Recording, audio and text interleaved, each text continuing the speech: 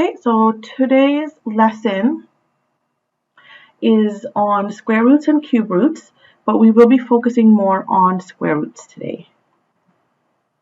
All right, so here's just kind of an introduction to square roots. So, say for instance, we have this children's playground. It's a square with an area of 400 meters squared. What would be the side length of the square? And therefore, how much fencing would be needed to go around the playground?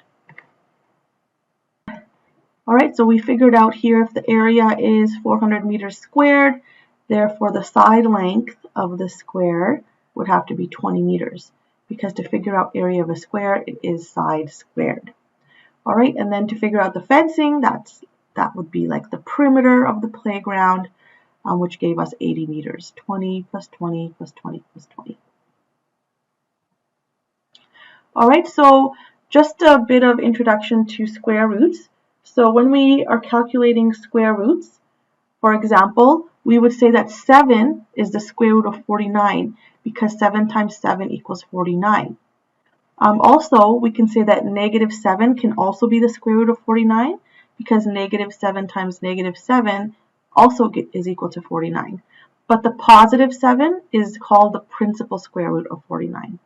All right, and this is the symbol, the square root symbol. All right, so if we were figuring out the square root of 49, it's equal to 7. All right, so again, the square root of 49 that's how we would write that, and it's equal to 7. All right, because we also know that 7 squared, which is equal to 7 times 7, is equal to 49. All right, so therefore, what would be the square root of 64? Now, so this square root of 64, the principal square root, would be equal to 8, right? Because we know that 8 squared is equal to 8 times 8, which is equal to 64. All right, so now we have a negative square root. We have a negative 16. This one is actually impossible. Impossible. We cannot take the square root of a negative number. And the reason being is positive 4 times positive 4 gives us 16. Or we know that negative 4 times negative 4 also gives us positive 16. So there's no two numbers that will give us a negative answer. So next, this is just a couple charts here showing perfect squares. So you will get used to working with these numbers as we do more on square roots and perfect squares and so on. So you just take each number, you can square it. So these are the perfect squares. And then here we can also see what our square roots would be. So for example, the square root of 1 is 1 because 1 squared is equal to 1. The square root of 4 is 2 because 2 squared is equal to 4, and so on. So when you're looking for the square root button in your calculator, you may see it like this. This little 2 inside of here, that number 2 represents the square root.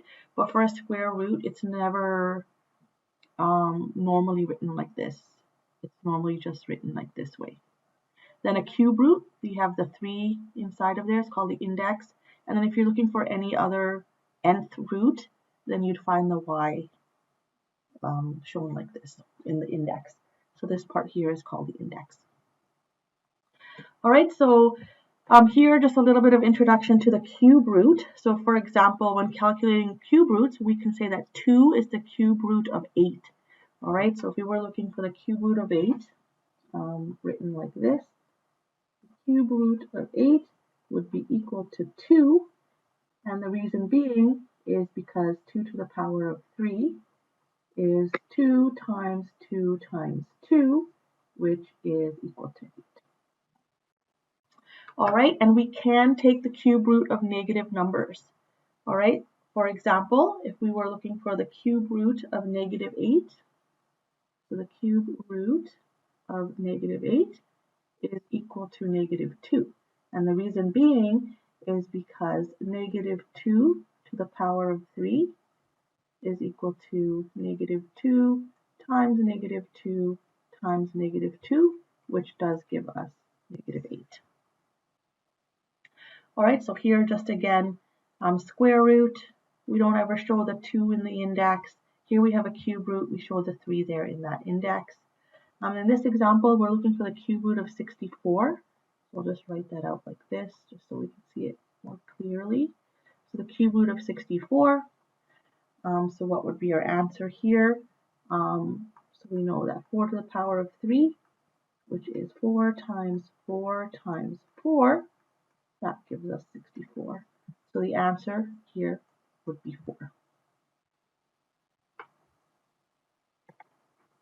All right, so this next example, to determine the area of a square, all we do is multiply the side length by itself. So like that previous slide we had looked at with the playground. So all we need to do is square the side length. We know that the area of a square is side squared. All right, so if we're told that one of the sides is 15 over 10 units, we're just going to square that. All right, so 15 times 15 gives us 225. 10 times 10 gives us 100. So that is the area of that square. Here we're given the area. The area is 169 over 100 square units, and we have to calculate the side length of the square. So we're going to take the square root, right? We're going to do the opposite. All right, so the square root of 169 would be 13, because 13 times 13 gives us 169. And then the square root of 100 is 10, because 10 times 10 gives us the 100. All right, so therefore our side length is 13 over 10.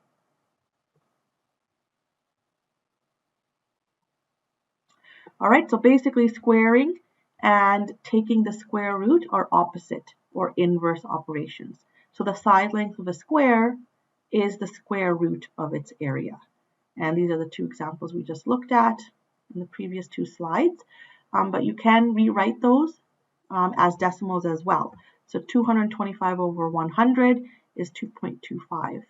And the square root of 2.25 is equal to 1.5. All right, same thing here. 169 over 100 written as a decimal is 1.69. If you take the square root of 1.69, it is equal to 1.3. Another term to know here are terminating decimals. So terminating decimals are those that end. They don't repeat on and on. All right, so 1.5 and 1.3 are terminating decimals. All right, so here the square roots of some fractions are repeating decimals. So for example, to determine the side length of this shaded square, we're going to take the square root of 1 over 9. All right, so we're taking the square root of 1 over 9. The square root of 1 is just 1. The square root of 9 is 3, so we get 1 over 3. And if you put 1 over 3 in your calculator, you know that it is a repeating decimal. So 0.333. The 3 keeps repeating. So that dashed line on top of that 3 represents that repeating digit. All right, so let's take a look here. We're determining a perfect square given its square root. So if they were told this is the square root, how can we determine its perfect square? All right, so to get the number whose square root is these ones here, we would take the square. All right, so square the number. It's just shown here visually if we were looking at it as a square.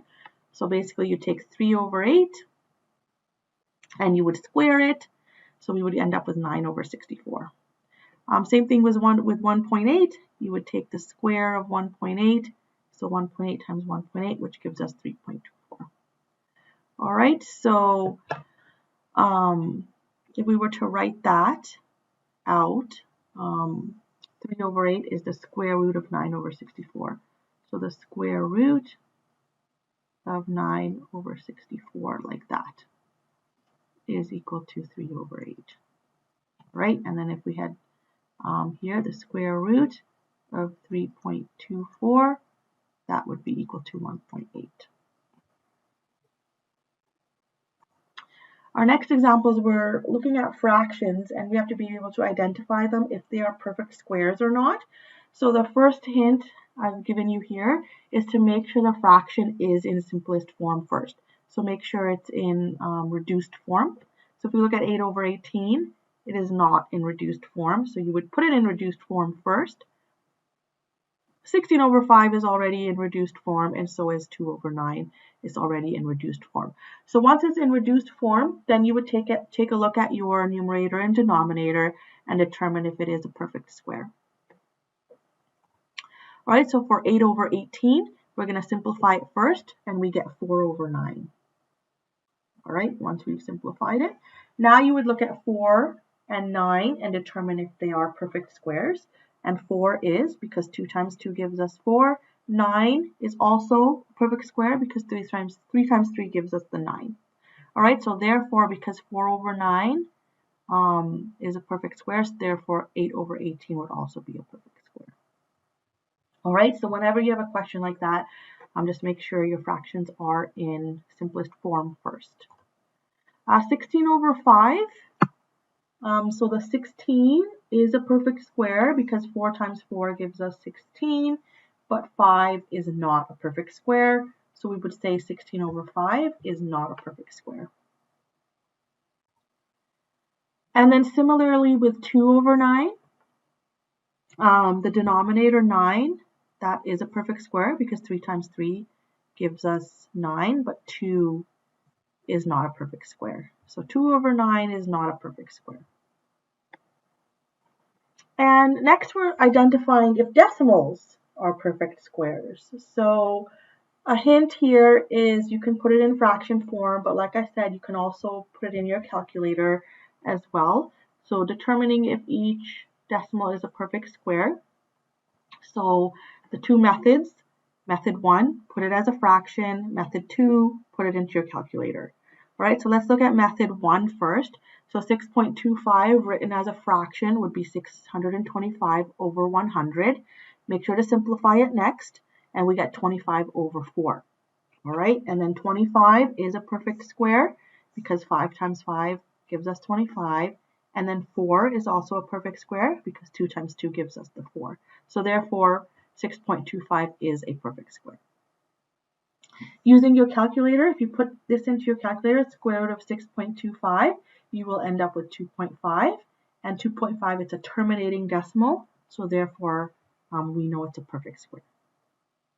Okay, and then you can always double check by putting 2.5, square it, which is the same thing as 2.5 times 2.5, and you will end up with 6.25. All right, so make sure you do practice putting that in your calculator. All right, so first method, 0.627, we can write it as a fraction. So 627 over 1,000, right? Because the 7 is in the thousandths place. All right, try to reduce it if possible. We cannot reduce it here. And then neither 627 or 1,000 are perfect squares. So we can say it is not a perfect square. If you put it in your calculator, you end up with this really long decimal number. It does not terminate and it's not repeating. All right, so it is not a perfect square, but it's always a good idea to put it into fraction form and check. All right, so many fractions and decimals are not perfect squares because they cannot be written as a product of two equal fractions. So a fraction or decimal that's not a perfect square is called a non-perfect square. All right, so there's two strategies we will look at for estimating a square root of a decimal that is a non-perfect square. All right, the first strategy we're going to talk about is it's basically called using benchmarks. So for example, we have the number 2 here. 2 squared is 4, or the square root of 4 is equal to 2. Another one we know is 9. We know that 3 squared is 9, or the square root of 9 is 3. Right, so we'd use these two as benchmarks. Another one is 2.5, which we were just looking at. The square root of 2.5 was 6.25. So roughly about here would be 6.25. So you can use these benchmarks to make estimations. All right, so for example, to estimate the square root of 7.5, you can visualize or draw out this number line. And we know the square root of 4 is equal to 2, the square root of 9 is equal to 3. So 7.5 is closer to 9 than it is to 4. So a good estimation would be about here, and about 2.7 would be a good estimation. And again, you can put that in your calculator. So your other strategy would be to use a calculator. So you can put that into your calculator, square root of 7.5, and rounding this big number, we can round it to about 2.7. Leaving it in the tenths digit. All right, and another check you can do is take this whole number and square it, and you'll get 7.5 with all these other digits. It's not perfectly equal, so it is an approximation. All right, next, estimating a square root of a fraction. So we're going to use those strategies that we just talked about, either benchmarks or your calculator. So the first one is the square root of 8 over 5. All right, so we can use benchmarks. You can also think about the perfect squares that are closest to the numerator and denominator. So the perfect square closest to 8 would be 9. A perfect square closest to 5 would be 4. So 9 over 4 would be an approximate. And then we know the square root of 9 over 4 would be 3 over 2. So that's an approximation. All right, you can also use number lines. Well, our next example was 3 over 10. You can write it as a decimal, 0.3, and then you can again use your benchmarks. So 0.2 here, we have 0.4 here. All right, so the closest squares on either side of 0.3. We also have the square root of 0.25 here. The square root of that would be 0.5. The square root of 0.36 would be 0.6. All right, so then you can use those benchmarks to figure that out. So 0.3 would be approximately halfway between 0.25 and 0.36. So an approximation here would be 0.55. And again, you can double check that in using your calculator. All right, here, again, it's using a number line. Choose a fraction that's close to 3 over 7, that's easier to work with. So this number line is from 0 to 1. 3 over 7 is a little less than half. Half is 0.5, so a good approximation could be 0.49, which would be a perfect square. 0.7 times 0.7 would give us the 0.49. And then again, of course, you can use the calculator. Okay, so use your square root function in your calculator to figure out the square root here of 19 over 6. Record that. Okay, so we're looking at finding a number with a square root between two given numbers. So our example here is identify a decimal that has a square root between 10 and 11, and then check the answer. All right, so our first method, we know our square root of 10 is 100, and we know the square root of 11 is 121. So any number between 100 and 121 you can choose. All right, so they chose 105.6. That's a decimal between 100 and 121. Then you can use the calculator to check, and we get 10.276 and so on. So the decimal 105.6 would be a possible answer. All right, method 2, a decimal between 10 and 11 is 10.4. So to determine the number whose square root is 10.4, just square the number, right? We get 108.16, and so therefore it is between 10 and 11 when you check in your calculator. All right, so that would be another correct answer. All right, lastly, I believe this is last. Yeah, this is last. We're just looking at the Pythagorean theorem and applying what we've learned here. So here we have a ramp.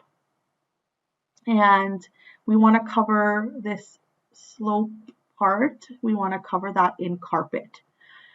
So we have to estimate the length of the ramp to the nearest tenth of a meter. So this is the length here that we need to figure out of the ramp. All right, so we're going to use our Pythagorean theorem because it is a right triangle. And we have, if you guys remember from previous math, this here is your hypotenuse. This would be our A side, this would be our B, this is our C side, or our hypotenuse. So we would use A squared plus B squared equals C squared. All right, so just shown here. So 6.5 squared plus 1.5 squared, which gives us 44.5. We do have to take the square root of that. So again, you would put that in your calculator. Here it's done as an estimation. 44.5, it's between the perfect squares 36 and 49, closer to 49. So an estimate would be about 6.7. All right, but if you put that in your calculator, the square root of 44.5, it is 6.6708. So it does ask us to round it to the nearest tenth, I believe. Yeah, to the nearest tenth of a meter. So 6.7 is what we would use. All right, so we can say the ramp is 6.7 meters long.